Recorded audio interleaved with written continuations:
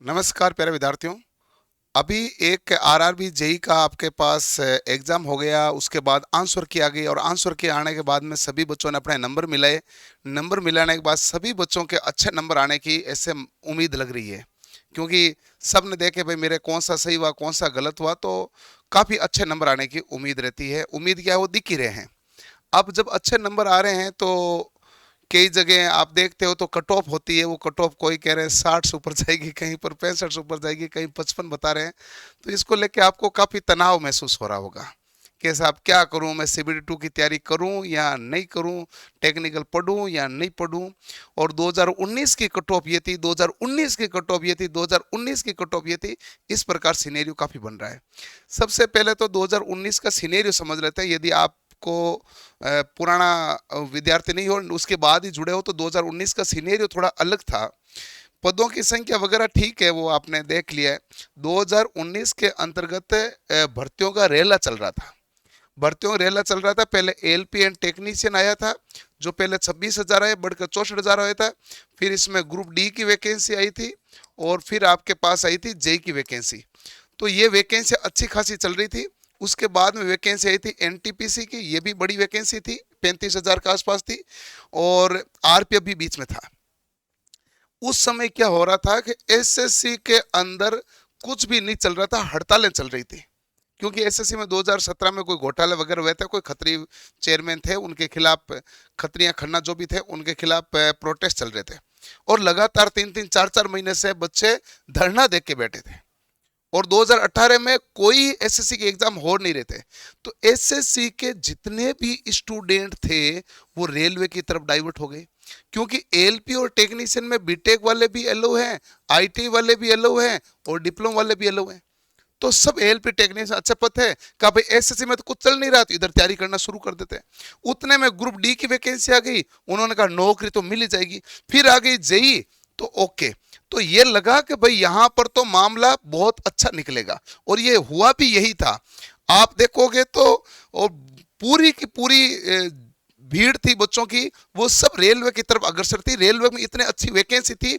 और फॉर्म की संख्या देखो आप, एलपी टेक्नीशियन में फॉर्म थे टोटल 45 से 48 लाख के आसपास फॉर्म थे। ये फॉर्म की संख्या है। और फॉर्म इतने ज्यादा इसलिए थे क्योंकि वैकेंसी भी बड़ी थी। आपके जेई में जो फॉर्म थे वो 15 लाख थे या 17 लाख के आसपास फॉर्म थे। इतने ज्यादा फॉर्म थे। फॉर्म क्यों भरे गए? क्योंकि सभी बच्चे इसकी तैयारी कर रहे थे। उस समय एक मामला यह भी उठा था, जो टेक्निकल वाले बच्चे थे, जब वैकेंसी आई थी दिसंबर में, दिसंबर 2018 में वैकेंसी आई थी, जनवरी में फॉर्म भरे थे। तो उस समय टेक्निकल वाले बच्चों ने डिमांड की थी, इस सीबीटी 1 वाले कल्चर को खत्म करो, हमें टेक्निकल अच्छा आ रहा है, सीबीटी 1 में पूरा नॉन टेक है, और ये सभी बच्चे एसएससी की तैयारी करें, इनका नॉन टेक अच्छा है, ये आके सीबीटी 1 पास कर जाएंगे, हम सीबीटी 1 ही पास नहीं करेंगे तो हमारा टेक्निकल क्या काम आएगा। ये बड़ा मामला चला था। लेकिन फिर भी किसी की सुनी नहीं गई। उन्होंने कहा पहले नॉन टेक देना पड़ेगा, टेक्निकल एग्जाम हम बाद में लेंगे, नंबर जुड़ेंगे मेरिट में, लेकिन लेंगे बाद में। तो यही हुआ। और उस समय कट ऑफ हाई जाने के कारण ये थे, ये ऑब्जेक्टिव कारण थे। और सीबीटी 1 का एग्जाम मार्च वगैरह में हो गया था, मार्च या अप्रैल में हो गया था, टाइम पे हुआ था। 3-1 महीने का टाइम दिया था, और भर्ती आने के बाद में 3 महीने के बाद में इसके एग्जाम हो गए थे। फिर उसके जो कट ऑफ अच्छी अच्छी गई, तो सभी को लगता है कि अब की बार भी कट ऑफ वही जानी चाहिए। अब की बार देखो, मैं ये नहीं कहता कि एसएससी वाले बच्चों ने फॉर्म नहीं भरा, अब की बार फॉर्म भरा है, लेकिन आप ही जानते हो उस मात्रा में फॉर्म नहीं आए हैं। एसएससी वालों का पूरा रुझान जेई की तरफ नहीं था। एसएससी में तो मैं खुद पर्सनली, आप खुद पर्सनली जानते हो कई बच्चों को, उन्होंने कहा कि मैं एसएससी की तैयारी करूं, सीजीएल तैयारी करूं, मेरे एग्जाम आई हुआ, मैं जेई तो सीबीटी 1 का एग्जाम दे भी दूंगा, तो मैं टेक्निकल कैसे पढ़ूंगा? मेरा तो इधर 2 नंबर 4 नंबर का मामला चल रहा है। एनटीपीसी में पूरा एग्रेसर है कि एनटीपीसी भरेंगे क्योंकि कुछ एक्स्ट्रा पढ़ना नहीं है। परंतु कुछ बच्चों ने, जो एसएससी वालों ने भी, जो बीटेक किए हुए हैं, डिप्लोमा किए हुए हैं, उन्होंने जेई के फॉर्म भरे हैं। अब की बार जेई के फॉर्म कम आए पिछली बार की तुलना में। और पिछली बार की तुलना में एसएससी वगैरह की तैयारी करने वाले, बैंक की तैयारी करने वाले बच्चों ने कम भरा है। पिछली बार एसएससी बैंक वाले बच्चे ज्यादा आए थे। अब की बार वो उनकी तुलना में आप देखोगे तो कम है। टेक्निकल वाले तो सारे आए ही हैं, वो तो सही है। अब की बार जो टोटल फॉर्म भरे गए हैं, उसके बाद उसमें सीबीटी 1 में जो एपियर हुए हैं, जो प्रेजेंट में लगभग 6 लाख बच्चों ने परीक्षा दी है। फॉर्म तो 10 लाख के आसपास आए थे, परीक्षा देने नहीं आए बाकी के। आप समझ सकते हैं बाकी सिनेरियो, लगभग 6 लाख के आसपास बच्चों ने परीक्षा दी है। और इन 6 लाख में से 1,19,265 पास होगा, यानी कि आप देख रहे हैं कि आउट ऑफ 6 एक स्टूडेंट पास हो रहा है, 6 में से एक पास हो रहा है। क्यों हो रहे इतने पास? क्योंकि 7,951 पद है, 15 गुना वैकेंसी है, तो इतने मतलब 15 गुना CBT 1 क्वालिफाई करेंगे, जितने क्वालिफाई करेंगे। और ये सभी बच्चे कौन सा एग्जाम देंगे? CBT 2। और CBT 2 देने के बाद में अपना क्या आ जाएगा? फाइनल रिजल्ट आएगा। फाइनल रिजल्ट में रोल किसका होता है? CBT 2 का होता है। अब सबके नंबर भी अच्छा आ रहे हैं, पिछली बार की तुलना में पेपर भी थोड़ा आसान है, ये भी आप देख रहे हैं। लेकिन बच्चे जो ज्यादातर हैं वो टेक्निकल वाले हैं, तो सबको लगता है क्या कट ऑफ जाएगी, क्या कट ऑफ जाएगी। मैं भी अपनी तरफ से आपको बता देता हूँ, और मैं आपको ठीक तरीके से एनालिसिस बता रहा हूँ कि भाई किसको पढ़ लेना चाहिए, CBT की तैयारी कर लेनी चाहिए, और किसका संभावित है उसको करनी ही चाहिए, क्या मामला है बता देते हैं। पिछली बार 2019 में 13,487 पद थे, लेकिन पदों की संख्या लगभग डबल है। अब की बार लगभग डबल तो क्या है, मतलब डबल तो होती 16,000 होते तब, लेकिन 13,400 तो अच्छे खासे पद है। तो पिछली बार की तुलना में 60 से 70% पद है जो एक्स्ट्रा थे, लेकिन फॉर्म की संख्या उससे भी ज्यादा थी, और बच्चों की तैयारी करने वाला जोश भी उससे ज्यादा था। अब की बार जेई में बहुत कम मामला है और बहुत कम बच्चे पढ़ रहे हैं। पिछली बार की तुलना में 2018 में पढ़ा रहा था, LP पढ़ा रहा था, जेई पढ़ा रहा था, टेक्नीशियन पढ़ा रहा था, ग्रुप डी पढ़ा रहा था, NTPC पढ़ा रहा था, सब बच्चों को पढ़ा रहा था। तो पिछली बार ज्यादातर NTPC वाले बच्चे LP के बैच में भी होते थे और जेई में। अब की बार LP के बैच में भी बीटेक वाले बच्चे बहुत कम है। डिप्लोमा के बच्चे फिर भी हैं, लेकिन बीटेक के बच्चे बहुत कम है, क्योंकि बीटेक के ज्यादातर बच्चे जो पिछले 2 साल से 3 साल से SSC में लगे पड़े हैं वो वही हैं। ऐसा नहीं है वो रेलवे देख के छोड़ के आ गए, इतना नहीं। जेई में वही ज्यादातर बच्चे सीरियस तैयारी कर रहे हैं जो जेई की ही तैयारी कर रहे थे। दूसरा मामला है कि आपके पास मैं अनरिजर्व के अनुसार सेप स्कोर में बता रहा हूं, आप इसके जो आप सुने उसे, जो देखे उसे पहले सुन लें। किसी भी जोन की कट ऑफ निश्चित नहीं रहती है, किसी के 50 नंबर जाती है तो किसी के 70 नंबर जाती है। पहली बात, किसी भी ट्रेड की कट ऑफ मतलब ब्रांच की कट ऑफ फिक्स नहीं है। इलेक्ट्रिकल में अलग है, मैकेनिकल में अलग है, सिविल में अलग है। तो आप देखेंगे तो सबके CMA मतलब CMA के अंदर अलग है, और इस जेई में अलग है। तो CMA और जेई में अलग अलग है नहीं है, तो ये अलग अलग है। अब इसलिए कि सभी के हम एनालिसिस कर लेते हैं डेटा को, तो ये डेटा एनालिसिस होना पॉसिबल नहीं होता है।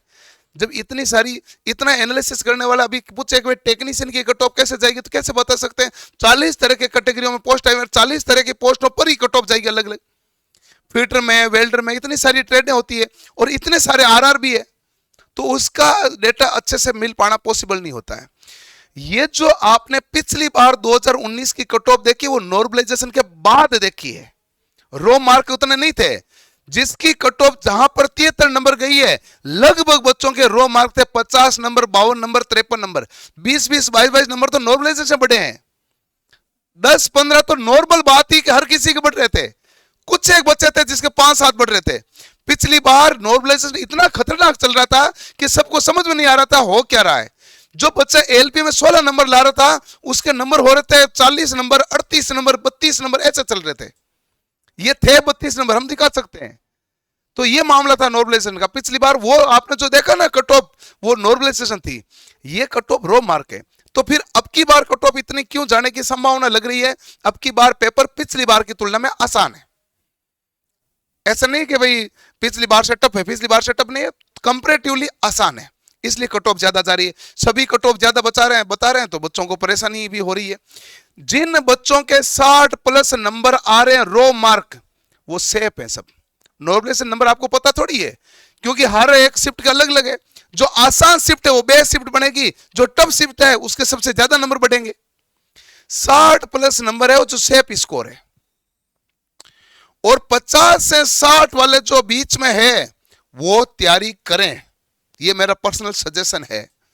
उससे कम वाले तैयारी करें, चाहे अपना टेक्निकल पढ़े। SSC जेई के लिए वही इलेक्ट्रिकल का सिलेबस आ रहा है, वही आपके अन्य ब्रांच का सिलेबस आ रहा है, तो इसलिए पढ़ना तो जरूरी है।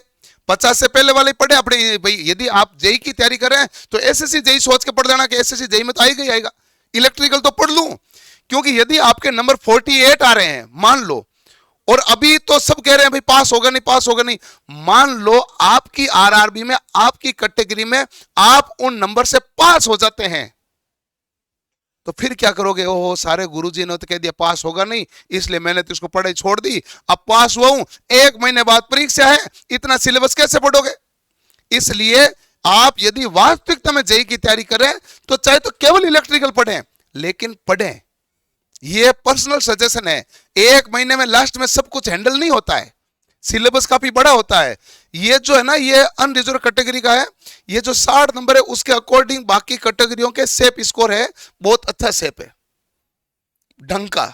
ये सभी कैटेगरी वाइज है।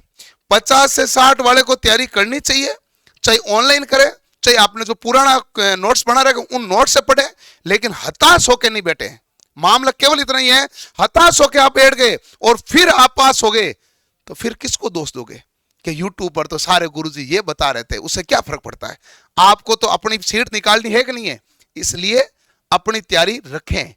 और जिनके भी नंबर को डाउटफुल लग रहा है, बाकी पर्यावरण पढ़ो नहीं पढ़ो, कंप्यूटर पढ़ो नहीं पढ़ो, जीके पढ़ो नहीं पढ़ो, इलेक्ट्रिकल जरूर पढ़ लेना। आपके देखो पीजीसीएल की भी वैकेंसी है, उसमें भी आपने फॉर्म भरा होगा। यदि इंजीनियरिंग वाले हो तो भरोगे ना भाई, उसमें भी फॉर्म भरा होगा। एसएससी जेईई में फॉर्म भरेंगे तो सबके अंतर्गत वैकेंसी आती है, और बहुत सारी पीएचडी में वैकेंसी आती है। तो इलेक्ट्रिकल तो पढ़ो कम से कम, पहली बात तो यह है।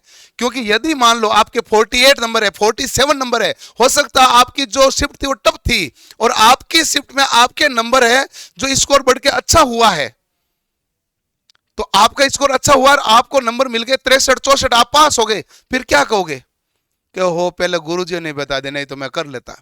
इसलिए इलेक्ट्रिकल पढ़ो तो पढ़ो, बाकी मत पढ़ो। जिनके ये नंबर है वो सिलेबस पूरा पढ़ना चाहे तो 60+ वालों को पढ़ना ही है पूरा, वो नहीं पढ़ेंगे फिर कौन पढ़ेंगे? आपके देखो सिलेबस में देखो, जी के है 15 नंबर की सीबीटी 1 वाली, ये अच्छी खासी है। इसमें पर्यावरण है, और पर्यावरण ही आपके पास एनवायरमेंट इधर रहा। ये अब की बार एनवायरमेंट यहां भी दे दिया, लेकिन अब की बार आपको सीबीटी 1 में यहां पर भी तो एनवायरमेंट पूछा था, क्योंकि इसके सिलेबस में लिखा हुआ विभाग है। तो ये 10 नंबर का ये रहा। और फिजिक्स केमिस्ट्री वही है जो साइंस वाली है, सेम की सेम 15 नंबर की है। कंप्यूटर है आपका 10 नंबर का। कुल मिला के 50 नंबर का है जो आपका नॉन टेक है। दो, लेकिन नॉन टेक क्या, ये टेक ही होता है, ये टेक होता है, ये टेक होता है, और ये भी टेक्स, इसी से टेक निकलता है। कंप्यूटर टेक नहीं होता है क्या? एनवायरमेंट क्या होता है? एनवायरमेंट आपके जैसे सिविल वगैरह के तो सिलेबस में होता है, तो ये है, तो टेक में आ जाए, मान लो नॉन टेक मानो, नॉन टेक मान लो। टेक्निकल एबिलिटी का स्पेशल जो है वो आपके कितना नंबर का? 100 नंबर का। कुल मिला के 150 नंबर का है। सिलेबस जो आपने देख रखा है ये जनरल अवेयरनेस सेम सीबीटी 1 वाला है। फिजिक्स केमिस्ट्री जो आपने सीबीटी 1 में पढ़ी है सीबीएसई के सिलेबस के अनुसार है। कंप्यूटर आपका है, इसमें Unix, Linux, window, MS office, various data representation, networking, website, web browser, computer virus वगैरह पढ़ना सारे हैं। और एनवायरमेंट एंड पोल्यूशन में आपको इफेक्ट कंट्रोल, वेस्ट मैनेजमेंट, और एनवायरमेंट के advertise effect of environment pollution, global warming, acid rain, air water and noise pollution, इन सब के बारे में देखना है। और उसके बाद टेक्निकल एबिलिटी के बारे में देखना है, 100 नंबर का है। तो आप है ना, सिलेबस लंबा है, कंप्यूटर भी है, पर्यावरण भी है, इनको भले ही मत पढ़ो जिनके कम नंबर आ रहे हैं, लेकिन भाई साहब आप है ना कम नंबर आ रहे हैं, फिर भी ये सिलेबस तो देखो ना। ये सिलेबस आपका डिटो सेम नहीं है एसएससी वाला। बेसिक कॉन्सेप्ट, सर्किट लो, magnetic circuit, AC fundamental, measurement, electrical machine, synchronous machine, generation, transmission, distribution, estimation and costing, utilization of electrical energy और बेसिक इलेक्ट्रॉनिक्स, ये सेम डिटो सिलेबस है। तो फिर आप किंतु परंतु क्यों कर रहे हो? इलेक्ट्रिकल वाले को तो पढ़ो, भागो, बड़े तरीके से पढ़ो, क्योंकि जब रिजल्ट आएगा और आप रिजल्ट में पास हो जाएंगे, 1 महीने बाद ही परीक्षा ले ली, तो पिछली बार तो देखो सबने 2-2.5 महीने बाद लिए, तो अब की बार गुरुजी 1 महीने बाद कैसे ले लेंगे? ऐसा है भाई, कई चांस बनते हैं। अब की बार उन्होंने रेलवे ने कैलेंडर कर दिया ईयरली वाइज।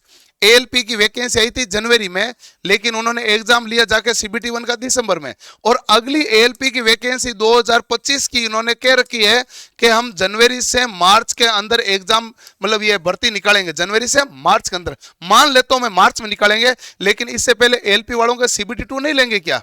तो सीबीटी 2 का जब रिजल्ट है, सीबीटी 1 का रिजल्ट एएलपी का आएगा, तो एएलपी के तो आपके 15 दिन के बाद में जेईई का एग्जाम हुआ, तो 15 दिन के बाद में जेईई का भी रिजल्ट आ जाएगा। और एएलपी का एग्जाम लेंगे उसी समय जेई का एग्जाम ले लेंगे। जेई का एग्जाम मेंस एक दिन होगा, एएलपी का भी एक ही दिन होगा, इसमें कोई किंतु परंतु वाला मामला है नहीं। इसलिए आप ध्यान से इसको देख लेना कि बाद में जरूरी नहीं है पिछली बार की तरह 2 महीने मिल जाए तो बेहतर है, लेकिन आवश्यक नहीं है, क्योंकि एएलपी को तो मिलेगा नहीं, तो फिर जेई को मिले ये आवश्यक नहीं है। इसलिए आप इस सिलेबस को पढ़ लेना बहुत ही अच्छी तरीके से। और कौटिल्य क्लासेज के अंतर्गत जो बैच है इलेक्ट्रिकल का, स्पेशल बैच, नया बैच लाइव शुरू हो चुका है इलेक्ट्रिकल का। इसमें मैकेनिकल सिविल का हमारे पास बैच नहीं, हम इलेक्ट्रिकल ही पढ़ाते हैं। टेक्निकल में यूट्यूब पर पढ़ाता हूँ, आप सब देखते हैं। तो इलेक्ट्रिकल का ही बैच होगा और सीबीटी 2 का होगा। संपूर्ण तैयारी किसकी होगी भाई? सीबीटी 2 की होगी। सीबीटी 2 का कंप्लीट मतलब जीके भी होगा, एनवायरमेंट भी होगा, कंप्यूटर भी होगा, फिजिक्स एंड केमिस्ट्री होगा और इलेक्ट्रिकल वाली टेक्निकल भी होगी। सारा सिलेबस पूरा होगा और इसके लिए आपको ये पूरा बैच 1000 रुपए में मिलेगा। कितने रुपए मिलेगा भाई? 1000 में। यहाँ से बाई नाउ करके ले लेना और यहाँ पर ऐप में जाओगे तो पेड कोर्स के अंतर्गत इलेक्ट्रिकल जेई लिखा हुआ ना, जेई, इसके अंतर्गत मिलेगा। और अभी आज है 26 तारीख, 27 तारीख तक है जो न्यू ईयर का ऑफर दे रखा है। 27 तारीख तक विशेष छूट है, इस छूट के अंतर्गत अपना कोर्स ले लेना। उसके बाद कोर्स है जो 1500 रुपए के आसपास हो जाता है। तो आज और कल 2 दिन पड़े हैं, आप इसमें आज ले लेना या कल ले लेना।